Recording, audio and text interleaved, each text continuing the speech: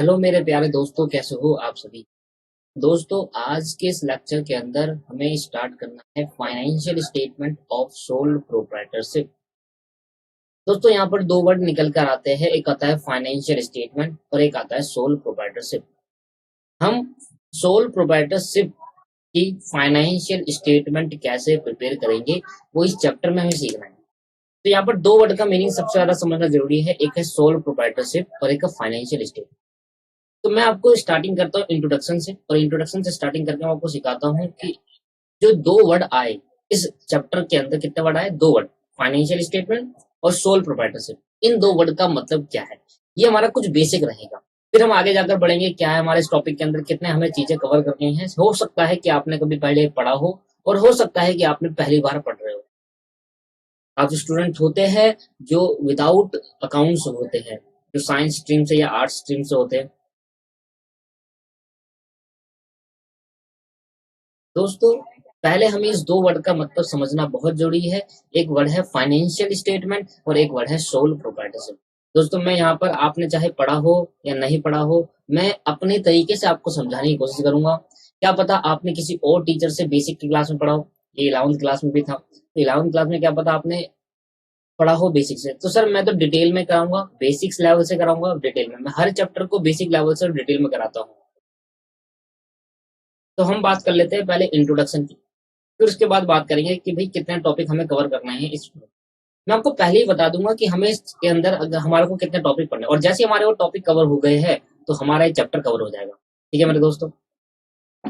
Sir, सबसे पहले तो दो वर्ड का मतलब समझेंगे, जो चैप्टर का नाम है financial statement of sole proprietorship. पहले फर्स्ट पॉइंट लिखेंगे, सोल प्रोप्राइटरशिप मीन्स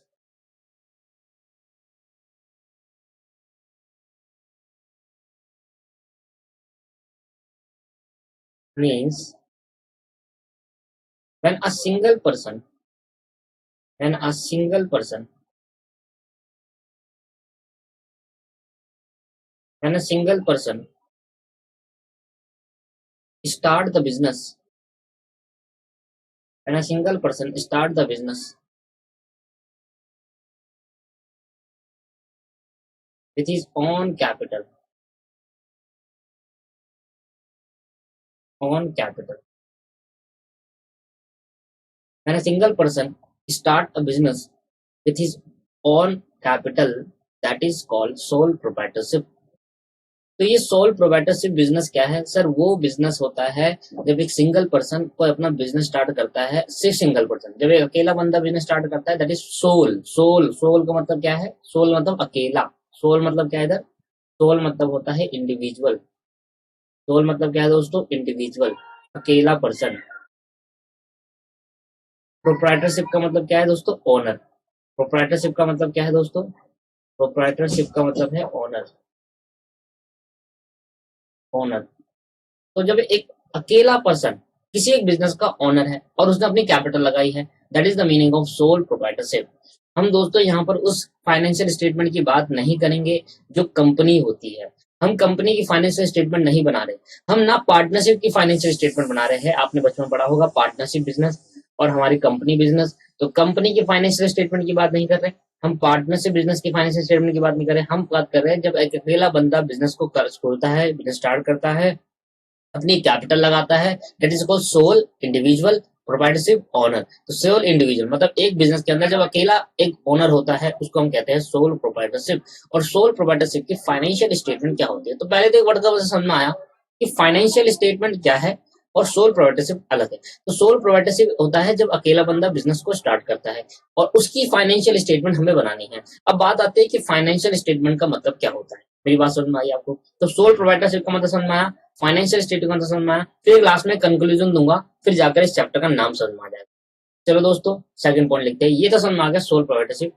अब बात कर लेते हैं कुछ फाइनेंशियल स्टेटमेंट। लिखेंगे मेरे साथ, financial statement, financial statement, financial statement are the statement, are the statement, financial statement are the statement prepare at the, prepare at the end of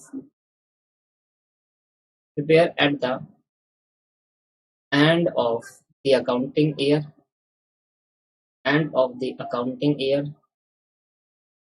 prepare at the end of the accounting period to determine, prepare at the end of the accounting period to determine the financial performance, determine the financial performance,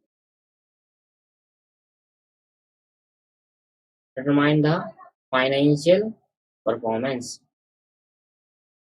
तीसरा आपके पास जो रहेगा, third, financial statement include, financial statement includes, includes, financial statement includes, क्या दो बातें includes है. पहला, income statement, income statements और position statement, income statement और position statement. फाइनेंशियल स्टेटमेंट में दो बातें कवर है दोस्तों, एक इनकम स्टेटमेंट, एक पोजीशन स्टेटमेंट. सर मैं आपको पहले बता दूं, इस चैप्टर, ये सबसे बड़ा चैप्टर है पूरी बुक का. इस चैप्टर में सबसे ज्यादा टाइम लगने वाला है और सबसे ज्यादा क्लासेस लगने वाली है. और क्योंकि मैं डिटेल में कराऊंगा तो मेरे से कुछ ज्यादा ही क्लासेस लगेगी. ठीक है.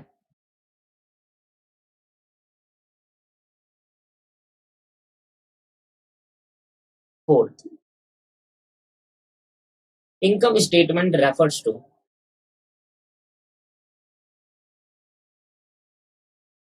income statement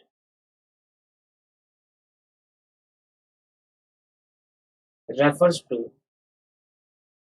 that statement,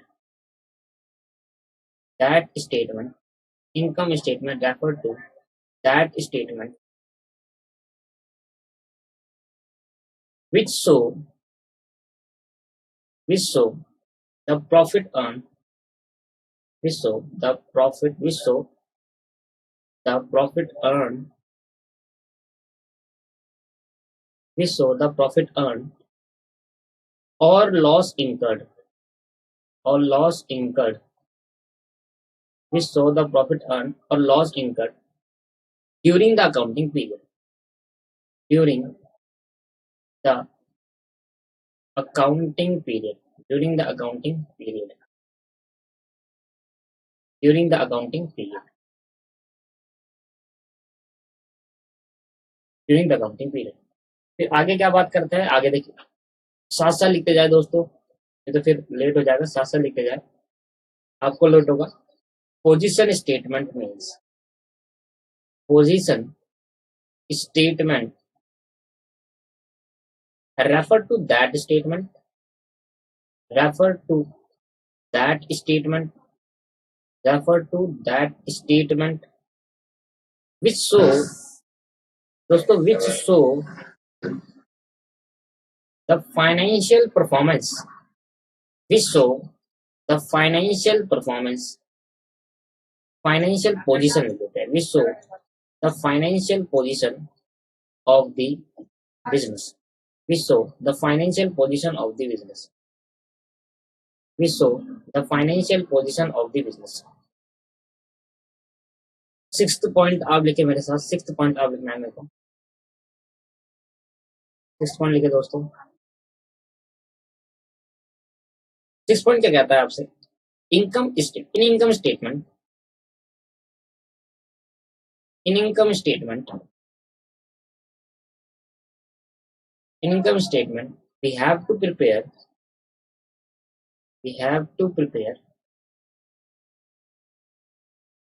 profit and loss account, we have to prepare profit and loss account, we have to prepare profit and loss account. And in position statement, and in position statement we have to prepare, we have to prepare, बताओ क्या, balance sheet. And in position statement we have to prepare balance sheet.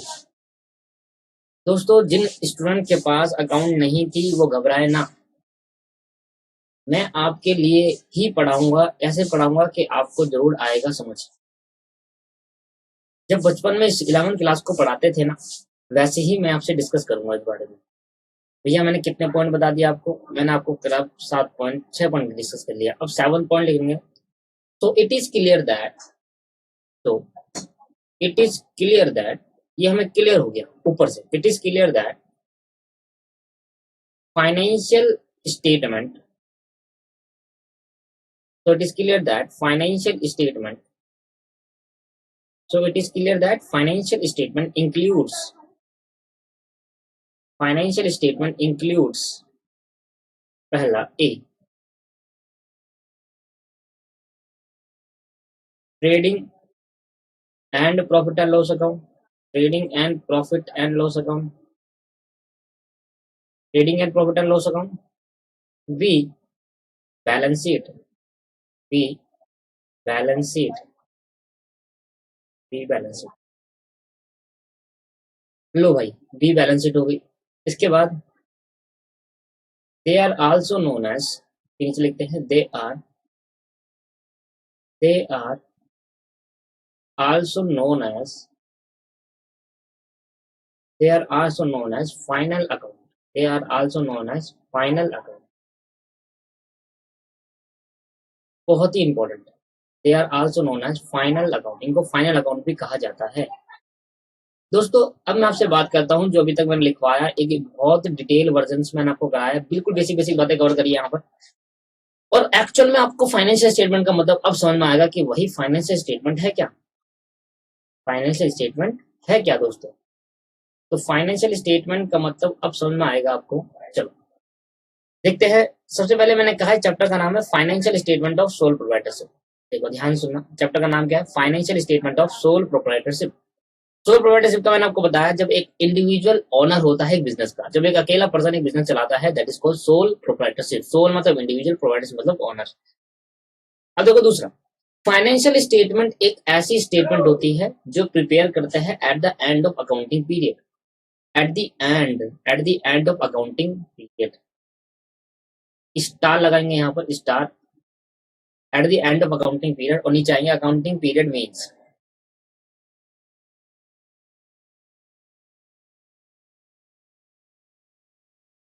Accounting period.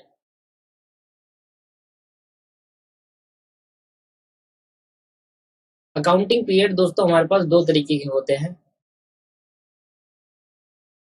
Accounting period खैर कुछ भी ले सकते हैं, 12 महीने का होना चाहिए। अकाउंटिंग पीरियड कितने महीने का होना चाहिए, 12 मंथ का होना चाहिए, वो कोई भी ले सकते हैं। अकाउंटेंसी के अंदर दो यूज होते हैं, एक को बोलते हैं कैलेंडर ईयर, एक को क्या नाम देते हैं, कैलेंडर ईयर, और एक को नाम देते हैं फाइनेंशियल ईयर, फाइनेंशियल ईयर। एक को क्या नाम देते हैं, कैलेंडर ईयर, एक को नाम देते हैं फाइनेंशियल ईयर।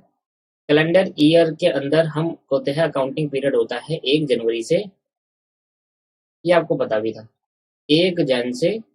अब आप सोच लो मैं कितने डिटेल में करा रहा हूँ। हाँ बोरियत होगी शुरुआत में, पर आगे जब मेरा जब एक बार ये देख लोगे ना बोरियत वाली क्लास, कुछ स्टूडेंट को बोर लगेगा दोस्तों, जो उसने पहले से पढ़ा है उनको बोर लगेगा, पर जब आगे आप समझते जाओगे ना, कह रहा सर ये भी होता था क्या इसके अंदर, सर इतनी अच्छी अच्छी बातें भी होती थी क्या इसके अंदर, मैं ऐसा डिटेल में कराने वाला हूँ ना आपको। 1 जनवरी से 31 दिसंबर तक होता है कैलेंडर ईयर, और फाइनेंशियल ईयर होता है 1 अप्रैल से 31 मार्च तक। ठीक है दोस्तों, तो अकाउंटिंग पीरियड, तो चाहे कोई सा भी अकाउंटिंग पीरियड हो, अकाउंटिंग पीरियड मतलब कैलेंडर ईयर या फाइनेंशियल ईयर, और भी हो सकता है, बस 12 महीने का होना चाहिए, पर मेन जो होते हैं वो दो ये होते हैं जो ज्यादातर आपकी बुक में यूज करे जाएंगे। लो भाई, ऐसा नहीं है कि अकाउंटिंग पीरियड इन दो के अलावा कुछ नहीं हो सकता। अकाउंटिंग पीरियड में कुछ भी 12 महीने का मंथ होना चाहिए, कुछ भी। अब वो 1 जुलाई से जुलाई कर लो, या 1 जून से जुलाई कर लो, या आपके सितंबर से सितंबर कर लो, कुछ भी कर लो भाई, 12 महीने का होना चाहिए। मैंने कहा अकाउंटिंग पीरियड समझ में आया। तो देखना इनकम फाइनेंशियल स्टेटमेंट क्या होती है। फाइनेंशियल स्टेटमेंट एक ऐसी स्टेटमेंट होती है, एक स्टेटमेंट होती है दोस्तों, जो कि बनाई जाती है हर अकाउंटिंग पीरियड के या 31 दिसंबर या 31 मार्च के एंड में। क्या करने के लिए, to determine the financial performance, कि हमारी फाइनेंशियल परफॉर्मेंस कैसी है उसको निकालने के लिए बनाया जाता है। दोबारा सुनो, फाइनेंशियल स्टेटमेंट एक ऐसी स्टेटमेंट है जो एक अकाउंटिंग पीरियड के एंड में बनाई जाती है, क्या करने के लिए कि फाइनेंशियल परफॉर्मेंस डिटरमाइन हो सके। तो मैंने एक चार्ट बनाया आपके पास, मैंने कहा दोस्तों ये चार्ट बड़ा सिंपल है, एक चार्ट बनाया जो ऊपर वाली बातों को पूरी कवर कर लेगा। और ये क्या बोलेगा, मैंने कहा सर फाइनेंशियल स्टेटमेंट, ये मेरी फाइनेंशियल स्टेटमेंट है। फाइनेंशियल स्टेटमेंट ठीक है, क्या होता है, मैंने कहा सर एक ऐसी स्टेटमेंट होती है, एक ऐसी स्टेटमेंट होती है जो कि हम प्रिपेयर करते हैं, कब करते हैं, end of accounting year, end of accounting year, accounting period. वो कौन से होते हैं, वो दो होते हैं, कैलेंडर और फाइनेंशियल। अकाउंटिंग पीरियड कौन से होते हैं दोस्तों, दो होते हैं, एक कैलेंडर होता है, एक फाइनेंशियल होता है।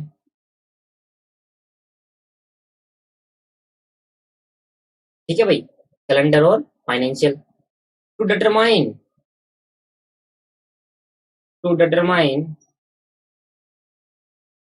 The financial performance, to determine the financial performance, to determine the financial performance. दोस्तों हमारी बिजनेस की फाइनेंशियल परफॉर्मेंस कैसी है, मतलब पैसों से रिलेटेड परफॉर्मेंस कैसी है। फाइनेंशियल मतलब क्या होता है, पैसा, पैसों से रिलेटेड परफॉर्मेंस कैसी है, उसको निकालने के लिए हमें हर साल के एंड में एक स्टेटमेंट बनानी पड़ेगी और उस स्टेटमेंट का नाम होगा फाइनेंशियल स्टेटमेंट। दोस्तों क्या बात समझ में आ गई, अगर हमें अपनी बिजनेस की फाइनेंशियल परफॉर्मेंस निकालनी है दोस्तों, तो हमें एक स्टेटमेंट प्रिपेयर करनी पड़ेगी हर साल के एंड में। हर साल के एंड में हमें एक स्टेटमेंट प्रिपेयर करनी पड़ेगी और वो स्टेटमेंट होगी फाइनेंशियल स्टेटमेंट।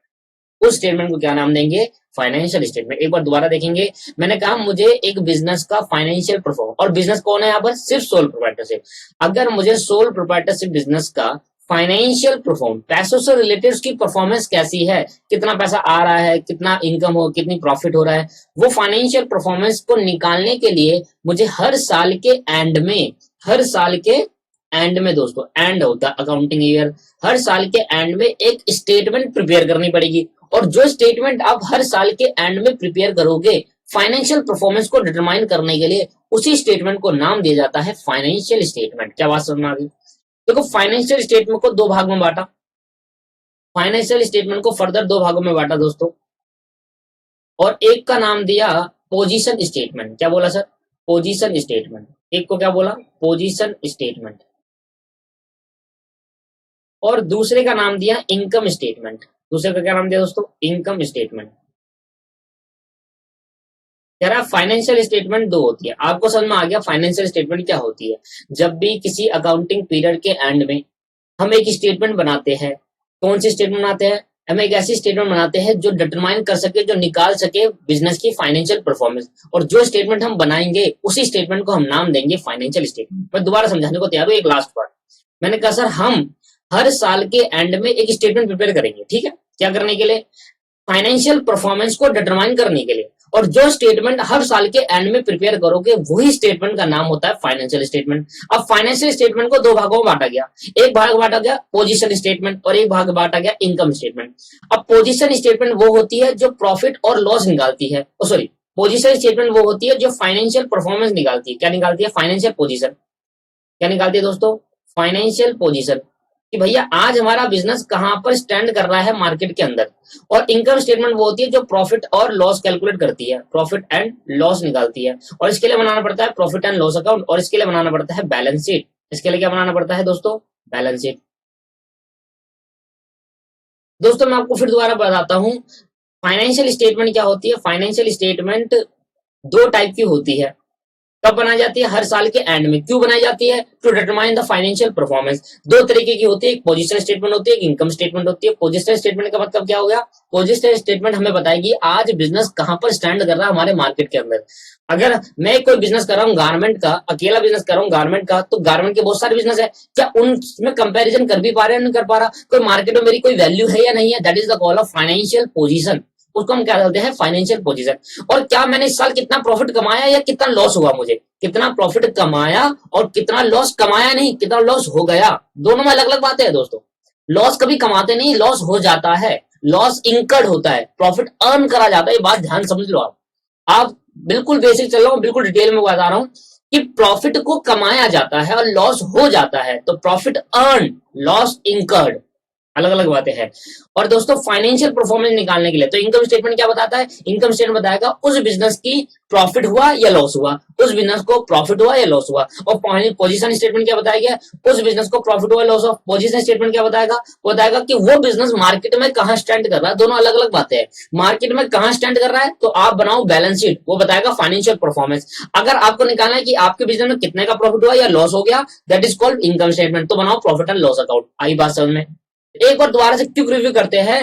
कोई भी स्टेटमेंट जब साल के एंड में बनाई जाती है, हर अकाउंटिंग पीरियड के एंड में बनाई जाती है, टू डिटरमाइन, क्या निकालने के लिए, फाइनेंशियल परफॉर्मेंस, उसको कहते हैं, उस स्टेटमेंट को कहते हैं फाइनेंशियल स्टेटमेंट। ये स्टेटमेंट दो तरीके की होती है, position statement, income statement. Position statement बताएगा कि बिजनेस मार्केट में कहां स्टैंड कर रहा है, तो उसके लिए आपको बनाना पड़ेगा बैलेंस शीट। और इनकम स्टेटमेंट बताएगा कि उस बिजनेस में प्रॉफिट हुआ या लॉस हो गया, तो that is called income statement, उसके लिए बनाना पड़ेगा profit and loss account. That is the meaning of financial statement. तो मैंने कहा देखो, financial statement are the statement, ये ऐसी स्टेटमेंट होती है जो प्रिपेयर करी जाती है हर अकाउंटिंग पीरियड के एंड में to determine the financial performance, financial performance को डिटरमाइन करने के लिए।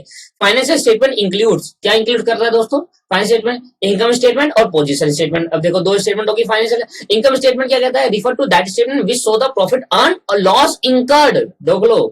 देख लो मेरे दोस्तों, प्रॉफिट अर्न, प्रॉफिट कमाया जाता है, और लॉस इंकर्ड हो जाता है। और क्या लिखा है, और या तो प्रॉफिट होगा या लॉस होगा, एक ही तो होगा एक टाइम पे। तो प्रॉफिट कमाया जाता है, लॉस इंकर्ड होता है, कब, अकाउंटिंग पीरियड। और जहां जहां अकाउंटिंग पीरियड आया है, इसका मतलब समझ लो कौन सा है, कैलेंडर या फाइनेंशियल। तो पोजीशन स्टेटमेंट क्या होती है, refer to that statement which show the financial position, आज मार्केट, आज बिजनेस, हमारा बिजनेस मार्केट में कहां स्टैंड कर रहा है, कंपटीशन में आ भी रहा है या बिल्कुल ही नीचे है, तो वो बताता है फाइनेंशियल पोजीशन। और इसके लिए क्या करना पड़ता है, इसके लिए बनानी पड़ती है पोजीशन स्टेटमेंट। क्या बनानी पड़ती है दोस्तों, तो इनकम स्टेटमेंट बताएगा कि प्रॉफिट कमाया या लॉस हो गया, पोजीशन स्टेटमेंट बताएगा financial performance position of the business, financial position of the business. Income statement, हमें इनकम स्टेटमेंट में क्या बनाना है, प्रॉफिट एंड लॉस अकाउंट बनाना है। हमें इनकम स्टेटमेंट में क्या बनाना है दोस्तों, प्रॉफिट एंड लॉस। और हमें पोजीशन स्टेटमेंट में क्या बनाना है, इन पोजीशन स्टेटमेंट लिख लेना इसके आगे। इन पोजीशन स्टेटमेंट में क्या बनाना है, पोजीशन स्टेटमेंट में बनाना है बैलेंस शीट।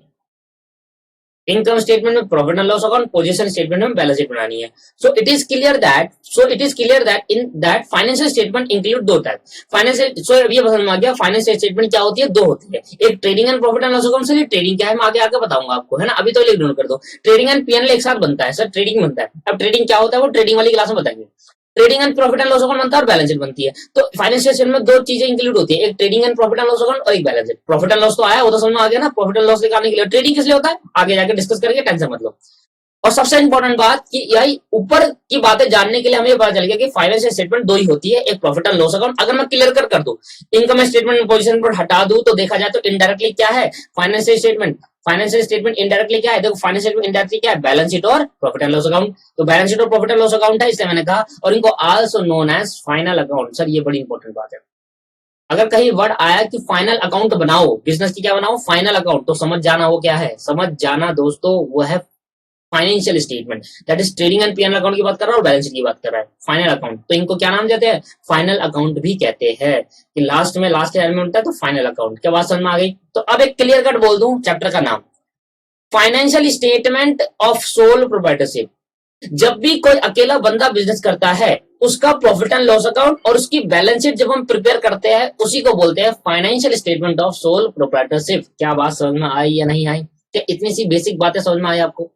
तो दोस्तों इस चैप्टर के अंदर हमें क्या करना है, सोल प्रोप्राइटरशिप बिजनेस के क्या बनाने हैं, फाइनेंशियल स्टेटमेंट। तो फाइनेंशियल स्टेटमेंट को क्या बोलता हूँ, फाइनल अकाउंट। और वो क्या होते हैं, ट्रेडिंग एंड पीएनएल अकाउंट और बैलेंस शीट। तो हम सोल प्रोप्राइटरशिप क्या बनाएंगे, ट्रेडिंग एंड पीएनएल और बैलेंस शीट। चैप्टर का नाम हो गया financial statement of sole proprietorship. क्या बेसिक बातें समझ में आई दोस्तों, दैट इज द बेसिक और दैट इज द नॉलेज।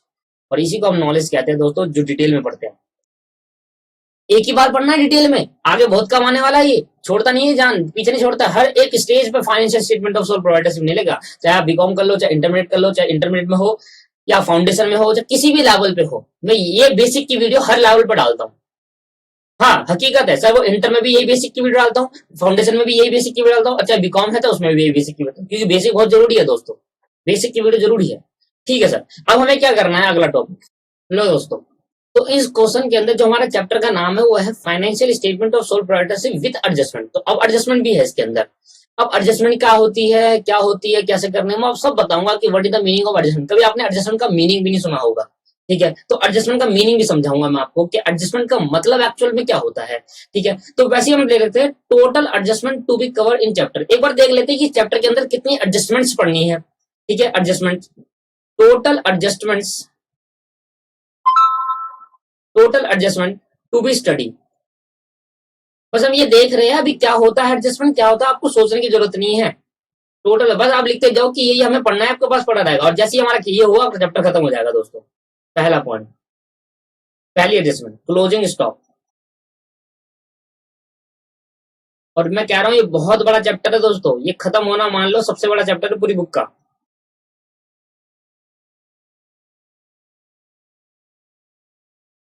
दूसरा लिखते जाओ सब, ये होती है एडजस्टमेंट। अब एडजस्टमेंट क्या होती है वो डिटेल बेसिक क्लास में सिखाएंगे।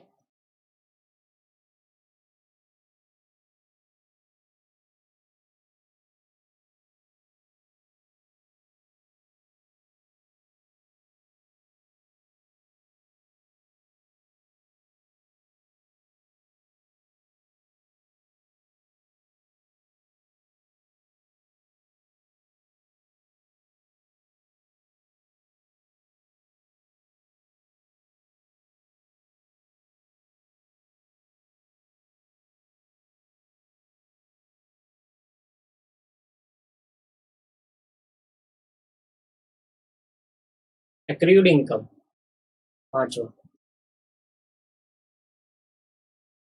Income received in advance, income received in advance.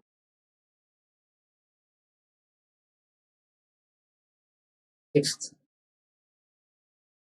Earn, earn income, income received advance, और इसको आप दूसरे नाम से भी जानते हैं, earn earn income. Depreciation, depreciation sir बहुत ज्यादा है, सिलेबस बहुत ज्यादा है इसमें। Bad debt, bad debts, provision for doubtful debt, provision for doubtful debt, provision for doubtful debt. Nine, provision for discount on debtor, provision for discount on debtor, provision for discount on debtor. Manager commission, manager commission,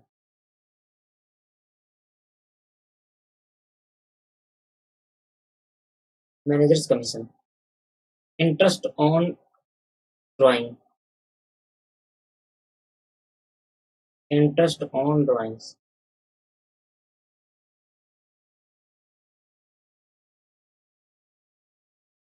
interest on drawing, interest on capital,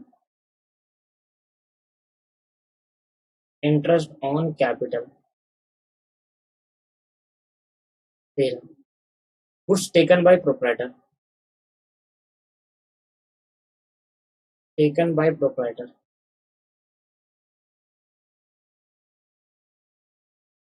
for personal use, goods taken by proprietor for personal use. 14, good distribute among the, good distribute among staff for staff welfare, for staff welfare।